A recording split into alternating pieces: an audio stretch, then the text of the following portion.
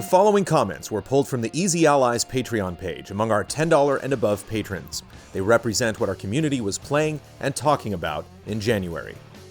There are a couple of games that came out in January and February that I want and would make my wallet weep at the total cost.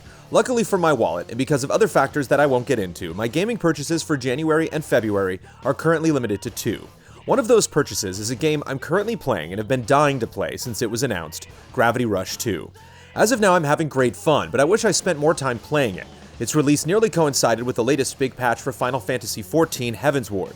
As of now, I'm stuck playing Gravity Rush 2 on weekends. I'd hoped to complete the main story in Gravity Rush 2 before my second gaming purchase, but I don't see that remotely happening. Speaking of that next gaming purchase, it's Nioh, and that will be a day 1 purchase. After spending so much time in both the alpha and the beta, as well as the last chance trial a few weeks ago, there's no way I could pass this game up. I'm confident the final product will blow me away, especially since I never played the Souls games. Playing Nioh, Gravity Rush 2, and Heavensward will make for one interesting juggling act these next couple of weeks. As for the games I would love to get but will hold off on for the time being, they are Resident Evil 7, Yakuza 0, and Horizon Zero Dawn. If I were to only squeeze in one more purchase from the first 2 months, RE7 would get top priority since I liked the franchise and the demo piqued my interest. I never played a Yakuza game, but Yakuza 0 looks fun and could make me purchase more Yakuza titles in the future. As for Horizon, I'm confident that it will be a great game and hope to try it out sometime this year. But for now, I'm focused squarely on Gravity Rush 2 and Nioh, with the pesky MMO trying to do all it can to keep me from spending more time playing other games. The year has just begun, but I have a great feeling that this year's slate of games will be one to remember. Resident Evil, I will never ever play you again. After playing the beginning hour, I said to myself that I will not buy this game or play this game, but I will watch someone play this game. I like horror movies because they scare me, but after a scary scene they move on. When playing Resident Evil 7, I control the flow of the game, and I will definitely have nightmares as I may not be able to move on because I will keep dying at the same place, facing the same enemy. The only first-person horror game that I played and will surely play again is Left 4 Dead because of 2 things: an abundant supply of weapons and co-op. My fear turns to bravery when my teammate needs help. There are also different ways to fight the witch and the tank. As of this writing, I have not finished watching Huber's full playthrough of Resident Evil 7, and hopefully afterwards, I will have the guts to play this game, even during the day. I'm finding the first-person perspective of Resident Evil 7 to be completely immersive, even without playing in VR. I keep finding myself just standing around the environment and listening to the sound design. I start to smell and feel my surroundings, which in a horror game may not sound appealing, but somehow I find it oddly comforting to be transported somewhere else, even if it is a foul cesspit. In explaining my joy of just listening to a game's world, someone informed me the reason for that was I was responding to ASMR. I was unfamiliar with autonomous sensory meridian response, but now I'm noticing how popular it is. Jim Sterling even recently made a joke about the popularity of ASMR videos that are on YouTube. It's opened up a whole new world to me.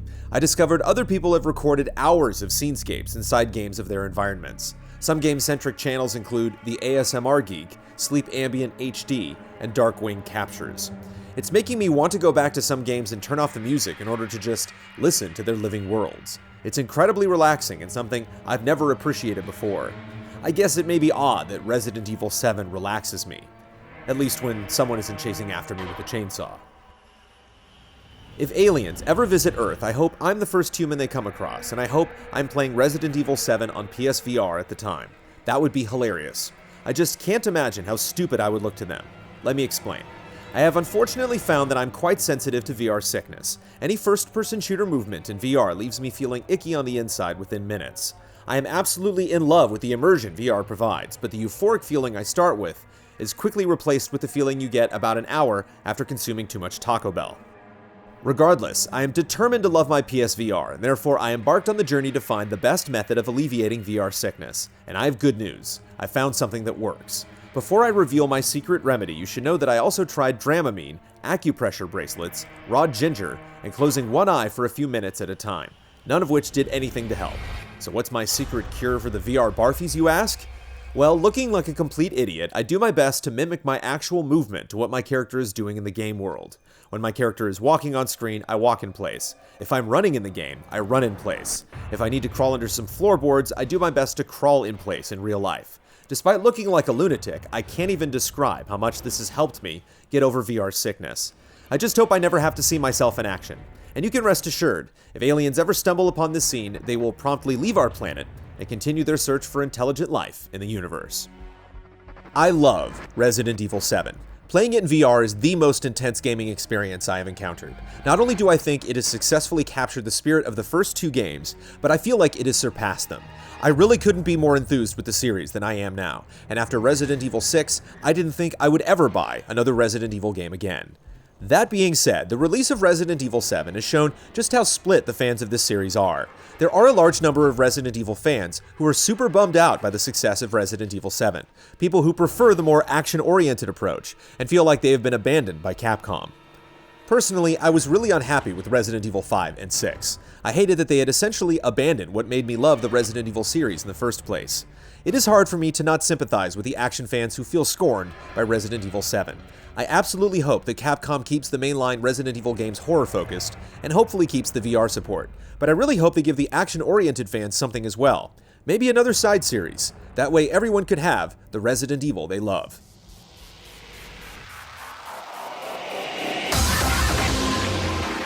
"2017 certainly kicked off with a bang. There were quite a few new games that came out this month. Due to work and life in general, I only really had time for one game. I decided to get Kingdom Hearts HD 2.8 Final Chapter Prologue. I had never played Dream Drop Distance, and this would get me up to date. Maybe it will even help explain more of the plot and make it easier to understand." Of course it didn't. It did answer questions, yes, but then they throw in time travel, because why not? If you need a flowchart to explain a single character, time travel shouldn't be on the table. That nonsense aside, Dream Drop Distance was fun. The Symphony of Sorcery world based on Fantasia is easily my favorite world from any game. With music like Symphony No. 6, Pastoral, Opus 68, and Night on Bald Mountain in the background, what isn't to enjoy? They even muted Sora from shouting while attacking so you can just get absorbed into the world. It was bliss. Bliss from the time traveling in a dream that wasn't a dream but maybe a dream after all storyline. No idea what the deal with the weird animals were. I'm just going to assume Sora and Riku underwent zooscopy and move on. Kingdom Hearts 0.2 Birth by Sleep, A Fragmentary Passage was a fun taste of how Kingdom Hearts 3 may play, which was fantastic. The game looked beautiful as well, and got me more hyped for the third, 10th installment in the franchise if you include the mobile game. The Kingdom Hearts Key back cover movie asked more questions than it did give answers, because, of course it did. I need to address this super dumb naming convention though. Kingdom Hearts 0.2 Birth by Sleep, A Fragmentary Passage, seriously? They're associated with Disney, and at this point, I'm surprised they haven't done something like Kingdom Hearts 2.718 Supercalifragilisticexpialidocious already. Just because the plot is comparable to anything from an analytic number theory paper, doesn't mean the number system for the games has to follow suit. I can only imagine how nettlesome it is for newcomers. Then again, Kingdom Hearts seems to center around paralogism, so I guess it is all a part of the experience. Anyways, Disney, just give me Oswald in the third game, and I'll be elated. Yakuza 7 is everything I wanted in a video game and I didn't even know it. The balance of serious crime drama mixing with the grounded humor of getting hammered with your brother and singing karaoke is seamless. The combat is just enough depth to be satisfying when you get the flow down, especially against the boss encounters. What other game lets you recruit a chicken named Nugget as a real estate agent? None. In January, I hired a chicken as a real estate manager. Long live the Yakuza series. I was completely blindsided by Yakuza 0. I made a spur-of-the-moment decision after all the Easy A hype. It is extremely fascinating how they managed to have such a moving story while being hilariously goofy. I have never enjoyed such a great amount of digital whiskey as a lovable one-eyed Yakuza as in this game. Therefore, the fine Goro Majima will always have a special place in my heart. I can't wait for Yakuza 6. Now, onto Resident Evil 7 with a frightened me and an equally frightened girlfriend.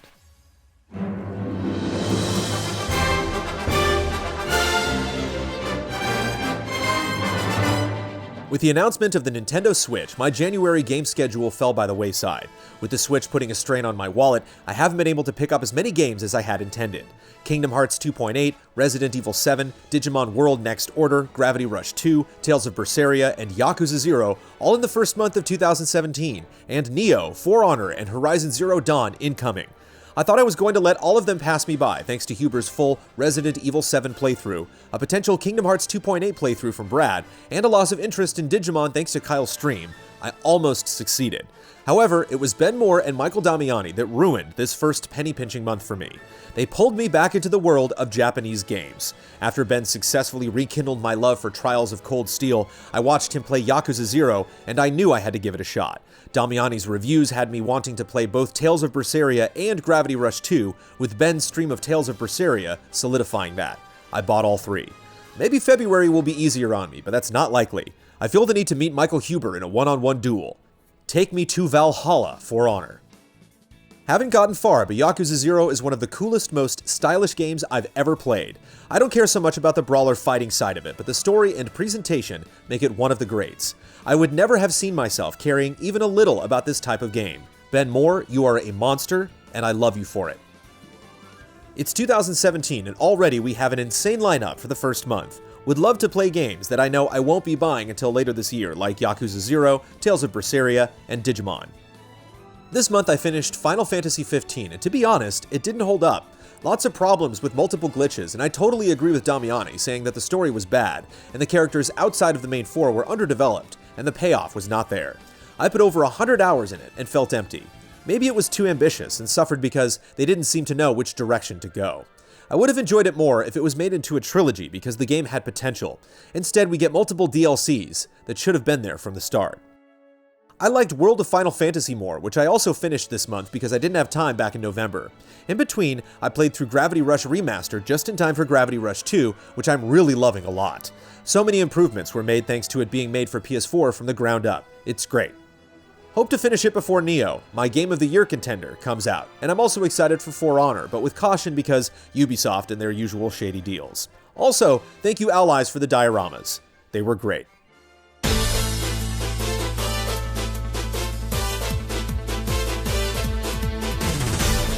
January is my birth month, and with all the games out for release, I felt like the gaming industry was celebrating with me. However, I decided to spend this month finally finishing Ace Attorney: Spirit of Justice for 3DS. I've played through every Ace Attorney game I can get my hands on. Curse you Conan Doyle estate for not letting us have the great Ace Attorney in America. And this one, hands down, was my favorite. The storylines of both Phoenix Wright and Apollo Justice allow their characters to stretch into their roles, with neither of them blocking the other. Apollo, in particular, shines very well in this game, which is satisfying since, in previous games, he's had difficulty being out of Wright's shadow. The new mechanic of seeing the dying moments of the victim add a new layer of deduction and puzzle to an already well-crafted case. All of the supporting cast is super enjoyable and grow as you grow, both in and out of court. The game's cases can be very long, but the ability to save and hop out whenever you'd like makes tackling those cases a bit easier. I recommend you play this game if you enjoy a more graphic novel with a handful of puzzles kind of game, as well as getting the DLC cases, since they were one of the most interesting cases I've played to date. I originally planned to write about how I finished The Witcher 3 Wild Hunt, including both DLCs, for the first time. Then, on January the 1st, I got a golden retriever puppy, and the priorities of my free time shifted tremendously. Instead of killing monsters on contract, solving mysteries, and enjoying the story, I go for lots of small walks, clean dog pee from the living room floor, and try to save my socks from utter destruction. Please, do not get me wrong, I am not complaining about owning a dog. I am simply stating that a game with a story that somewhat deserves long gaming sessions does not mesh well with a puppy that needs lots of supervision. That being said, I'm still absolutely enjoying each and every minute that I can put into The Witcher 3, and I appreciate that even the tiniest side quests have a story that makes sense in the world. Instead of feeling bad that I cannot play the main storyline because I just have 60 minutes of continuous gaming time, I'm looking forward to finishing 3 to 4 quests that have a great story in themselves and suck me even more into the world of the game. I wish more RPGs would do something similar. I know that in the end I'm just killing some monsters for a little bit of XP, but you can at least try to make it entertaining and use it as an opportunity to create a believable in-game universe. For all those who already finished the game, I'm highly recommending to read the books and replay it again.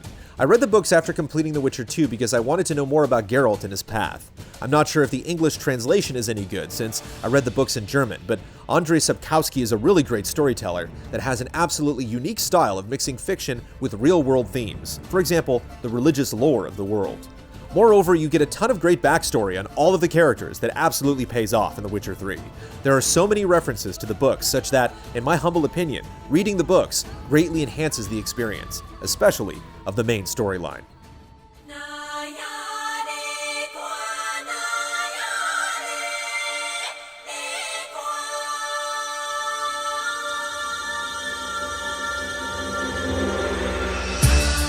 Last year, I mentioned that I was playing Suikoden 2 for the 16th time. This January, I played Suikoden 3 for the first time. Released in an era where consoles were region-locked, e-commerce was in its infancy, and some games just inexplicably never got released in PAL territories. It's been a long overdue playthrough for me. Fortunately, it was released as a PS2 classic for PS3 worldwide, and so I had my chance, even if I waited a year and a half to take advantage. Suikoden 3 is dedicated to its story, all else comes second. With a conflict involving 5 distinct parties, the game makes use of a system that allows you to control a character representing each perspective. It's very effective at making you empathize with each distinct character, fueled by their own motives and shaped by their diverse backgrounds.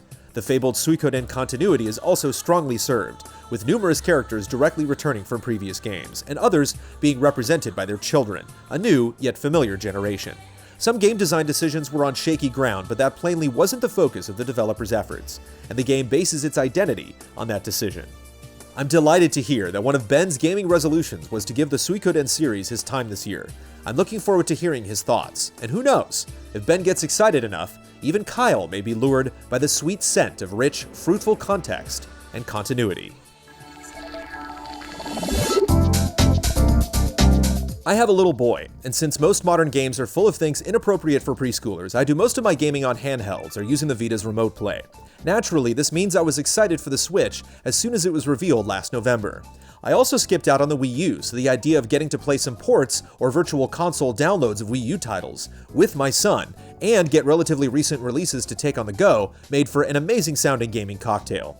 Then I saw this month's Switch presentation, and I was actually desold. Right out of the gate, I knew Nintendo had nothing to offer when they gave us a parade of talking heads and a video about ice cubes and drinking glasses.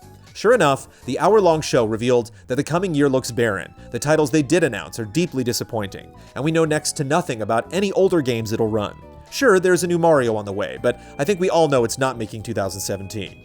If Nintendo plays their cards right, maybe I'll feel somewhat interested in the Switch again by Christmas. For now, I'm thinking of picking up a cheap, used Wii U to play Zelda on instead. I love portable gaming. Nintendo, you better bring all your best guns to the Switch. I would like to take this month's comment to address what I said in the October community comments and end with a little love and respect. As a quick refresher, I touched on how the reveal of the Switch was able to get me hyped, but I went on to say that if it didn't have any games that appealed to me, along with needing third-party exclusives, I wouldn't make a purchase. Then the reveal event happened, and from that, I want to meet head-on with what I said at the end. I predicted that lifetime sales would be in excess of 100 million. I am clearly wrong, and gladly own up to that, though I probably was clearly wrong when everyone heard that comment to begin with. I once again fell into the trap of hype, the promise of what I would love to see without taking into consideration the reality of the situation, once again fueled me to make an assumption. The one thing I failed to take into account was Nintendo itself. With a launch lineup that, as of this writing, seems to be growing by 1 or 2 games a week, feels like it's filled with a variety of ports in addition to several tech demos and Zelda, leaves me wanting. I was so inspired by the Switch's concept of Zelda, Mario, and potential third-party exclusives on the go. I wanted to expect Nintendo to match the Wii's level of success. Don't get me wrong, I really hope Nintendo succeeds. A strong Nintendo means a strong video game industry. It's just, for yet another opportunity, Nintendo will not get my business. To close on a more positive note, this writing comes a couple days after the full playthrough of Resident Evil 7, and while I don't like horror games, being able to watch the complete game with Mrs. Huber, Bossman, and Ellis gave that feeling of staying up at a friend's house, ordering pizza, playing video games all night, and creating lasting memories. It's one of the best feelings in life, and I hope, regardless of the game, the Allies will at least do another full playthrough of a game well into the night, at least 2 or 3 times over the course of 2017.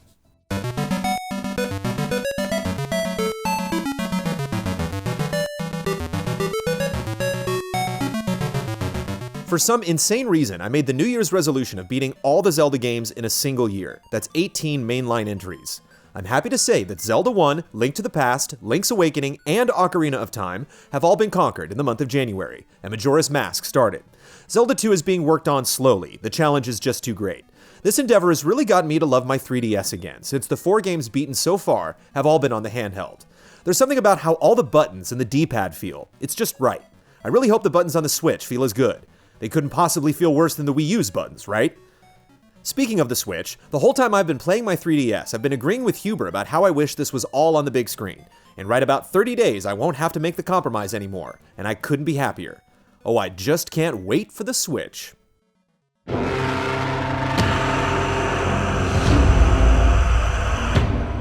One-on-one combat, pacing back and forth, staring your opponent down in the eyes, watching their every move carefully, readying your blade in anticipation, waiting patiently for an opening, faking out or drawing your opponent into a false sense of security, parrying your rival and cutting them down with a heavy overhead slash, executing them at the end of a brutal 5-round battle, walking away the victor, knowing you fought with honor.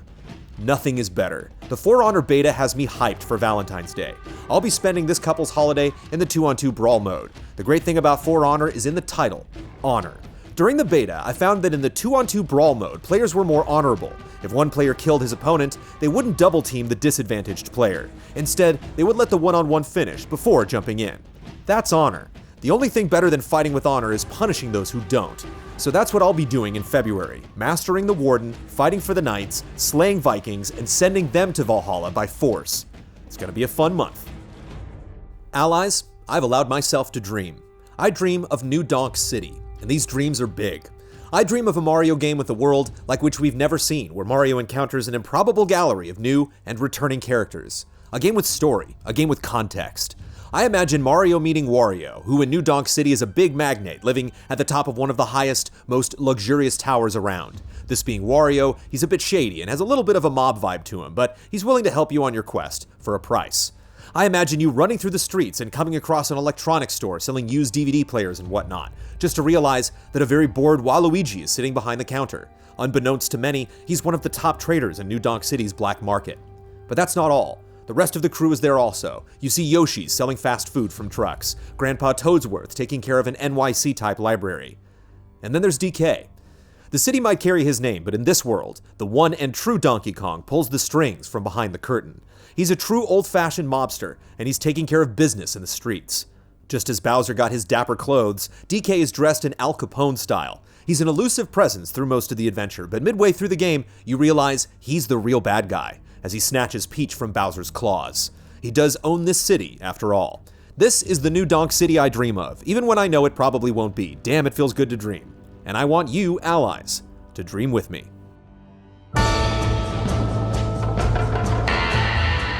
I decided to finally play and finish Red Dead Redemption, and I couldn't love it more. What I'm really impressed with is the story and the immersive world. But I have to admit, I haven't spent 1 cent on anything. No weapons, no medicine, nothing. Sure, this is on me, but it just wasn't necessary. And there was no pressure to make money or do any side activities. Maybe I've missed out on a crucial part of the game, but the game didn't give me any reason to care. But now I can finally say Red Dead 2 hype through the roof. Ahoo! Loving Gravity Rush Remastered on the PS4.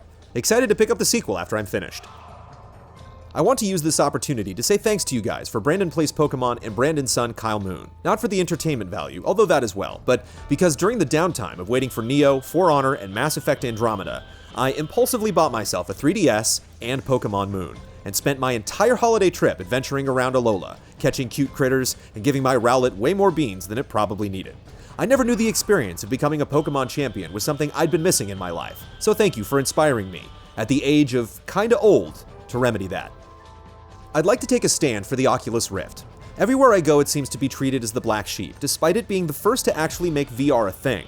I guess the reason is the fact that it launched without motion controls or room scaling, and that Facebook bought the company, or maybe all the weird legal issues they are facing behind the scenes. Some people even like to hate on the fact that they offer exclusive titles, restricting them to Oculus users only, even though all other companies do that as well. However, after testing out all VR headsets, I have to say that the Rift does not deserve to be looked down at. In fact, it is probably the best VR headset you can currently get. Not only does it support room scale by now, but the new touch controllers offer hand motion like I've never seen it before. Being able to point at the environment or give thumbs up to other players in multiplayer matches makes VR even more immersive. And to top that, they have some of the best games in their exclusive library right now. Don't get me wrong, Sony also has some great titles, especially Resident Evil 7 and Batman. But nothing made me think this is what VR was made for, more than playing super hot on the Rift. Dodging bullets in slow motion, punching dudes in the face, and catching their weapons mid-air made me realize the potential of this new medium better than any other game. Also, there are overlooked titles like The Unspoken, or the upcoming Robo Recall, Wilson's Heart, or Lone Echo, which I wish the Allies could give a try. And to top all of that, you can actually play almost all the Vive games on the Rift, since Steam supports the touch controllers. That being said, all the VR headsets give you a great experience, and only Sony's PSVR offers it at a mass market friendly price. but it's sad to see people hating on Oculus without really knowing that it actually has touch controllers and room scale by now. It's a great choice if you want to get the best out of virtual reality, and I can't wait to see what the future has in store.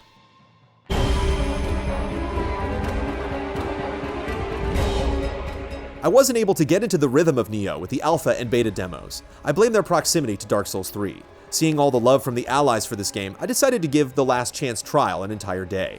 And I fell in love. Learning how to properly use the key recharge to fight the yokai was an incredible epiphany, and finally beating the ogress after an hour of trying and dying brought back that all-too-familiar rush I get from the Souls games. I am in love. This month I played my first Telltale game since Season 1 of Walking Dead, Telltale Batman. I appreciated that it shied away from typical Batman tropes, as they kept me on my toes enough to have the desire to continue. Well worth the small admission price for a 10 or so hour interactive movie. In addition, I've been keeping up the jolly holiday vibes with some Dead Rising 4 multiplayer with friends to tide me over until the big release, For Honor. For the last few days, I've sat on the floor and put Resident Evil 7, Gravity Rush 2, Yakuza 0, and Kingdom Hearts 2.8 around myself, and pondered which one to play first. After several hours of internal conflict, I decided to just go to that bizarre Moogle Chocobo Carnival in Final Fantasy XV instead of self-inducing an aneurysm. Why, Japan? Why must you shower us with so much goodness in such a short period of time?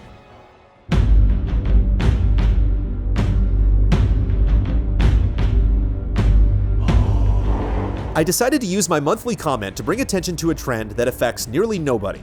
This trend being the use of Old Norse Icelandic where it applies. Games like Jotun, Banner Saga, Civ 6, and For Honor have chosen to hire Icelandic voice actors to voice their Viking characters. This is amazing to me because only about 300,000 people worldwide, let alone playing video games, will be able to understand the voice acting. The fact that I understand Norway's banter in Civ 6, but a person from Norway does not, just cracks me up. Old Norse has mostly died out in the mainland of Scandinavia, but due to Iceland being an isolated island, the language has changed a lot less here, and it is mostly changed in how you form your sentences. For studios to even bother to hire Icelandic voice actors with no apparent payoff just blows my mind. When I was growing up, I never imagined I would ever get to hear my own language in a video game. Love and respect, everyone. First, happy 2017 to my Easy A family. I live in a tourist town, which means cut hours at work, less money, and more time on my hands. All of this is to say that I have no excuse to go through some of my backlog of old games. January is going to be filled with a plethora of LEGO games, a certain Italian plumber, and a good helping of Dracula vanquishing in Castlevania. Plus, I will finally be able to close shut the jaws of oblivion. The Easy A community is truly a beacon of light in an age of cynicism and negativity. Thank you all for being awesome. Also, Nioh hype! All of these great games are out, or soon to be released, and I'm still swimming in my backlog from the end of 2016. I haven't even opened Final Fantasy XV yet.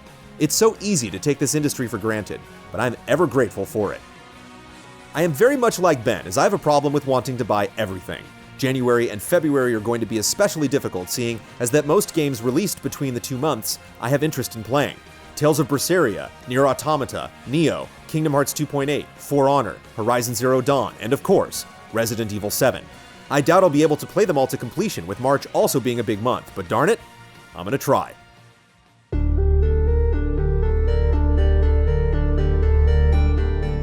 I want to talk about undeservedly hated game endings, so if you don't want spoilers, mute this video until another name appears on the screen.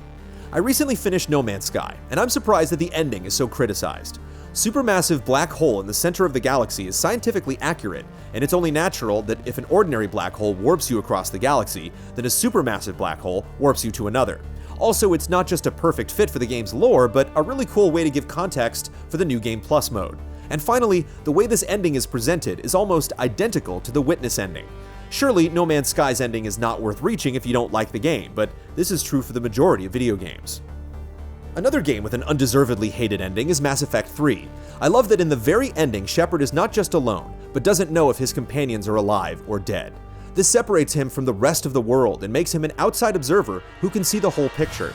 I love that the game doesn't have the best ending, or the ending you work towards, or any other option you can pick without thinking, because this whole trilogy is about making tough choices. And I adore that the only way to decide the future of the galaxy is to look in the past, to remember what decisions you've made and how they impacted your own life. In this very moment, Shepard understands that his whole journey was preparation for his final and most important choice. And he must make this choice not because he knows the best, but because he is the only one who can. Sometimes, life forces us to make decisions we are not ready for, and Mass Effect 3 shows us how to make them right. I want to bring something that I honestly believe is a game changer to everyone's attention.